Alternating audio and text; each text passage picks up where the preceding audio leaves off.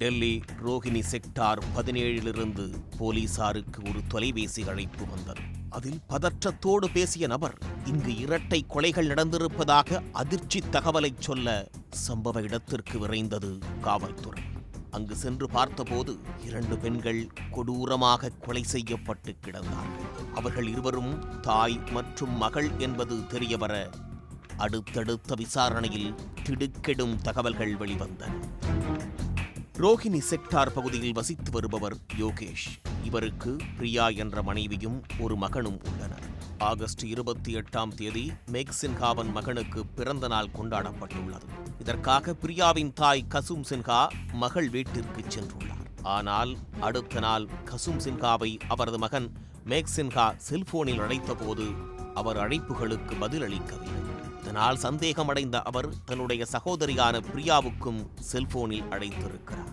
ஆனால் அவரும் அழைப்பை ஏற்கவில்லை. இதனால் ஏதோ பிரச்சனை ஏற்பட்டுள்ளது என்பதை புரிந்து சுதாரித்துக் கொண்ட மேக் சின்ஹா தங்கை பிரியாவின் வீட்டிற்கு சென்றுள்ளார்.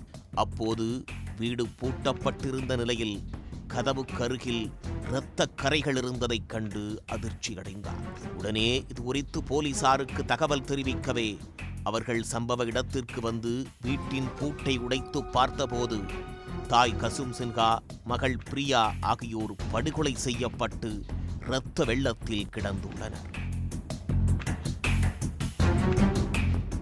2 உடல்களையும் மீட்ட போலீசார் தலைமறைவான பிரியாவின் கணவர் யோகேஷை வலைவீசி தேடியுள்ளனர்.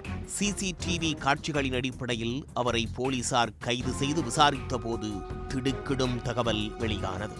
மகன் பிறந்த நாள் கொண்டாட்டத்தில் கொடுக்கப்பட்ட பரிசு பொருட்களை பரிமாறிக்கொள்வதில் பிரியாவுக்கும் யோகேஷுக்கும் இடையே வாக்குவாதம் ஏற்பட்டுள்ளது. இதனால் அவர்களை சமாதானம் செய்து வைக்க பிரியாவின் தாய் கசும் சின்ஹாவும் பிரியா வீட்டிலேயே தங்கியிருக்கிறார். ஆனால் நள்ளிரவில் மீண்டும் வாக்குவாதம் ஏற்பட்டு கைகலப்பாக முற்றியுள்ளது. அப்போது ஆத்திரமடைந்த யோகேஷ் மனைவி பிரியா மற்றும் மாமியாரை கத்தரி கோலால் குத்தி கொலை செய்துவிட்டு மகனை தூக்கிக் கொண்டு தலைமறைவாகிவிட்டது விசாரணையில் தெரிய வந்தது. யோகேஷ் வேலைக்கு செல்லாமல் வீட்டிலேயே இருந்ததால் பண தேவைக்காக மனைவி பிரியாவையே நாடி வந்துள்ளார். இதனால் இருவருக்கும் இடையே அடிக்கடி வாக்குவாதம் ஏற்பட்டு வந்துள்ளது. 17 ஆண்டு கால திருமண வாழ்க்கை பிறந்த நாள் பரிசுகளை பரிமாறிக்கொள்வதில் முடிந்து போனது டெல்லியில் பரபரப்பையும் சோகத்தையும் ஏற்படுத்தியுள்ளது. உடனுக்குடன் செய்திகளை தெரிந்து கொள்ள சன் நியூஸ் பெல் ஐகானை கிளிக் பண்ணுங்க.